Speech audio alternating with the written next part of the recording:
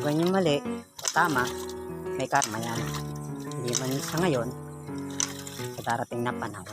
Si Pedro, nung bata pa, napakabuli niya. Lahat ng kasi nga binubuli niya.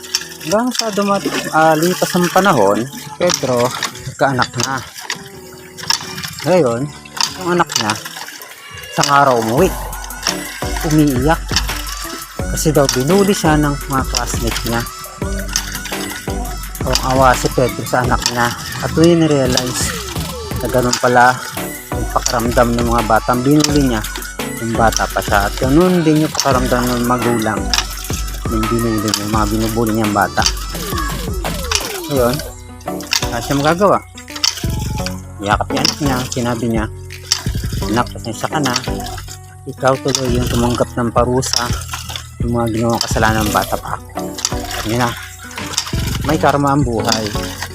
At ang ginagawa niyang mali, tama, may karma yan. Hindi man sa ngayon, sa darating na panahon.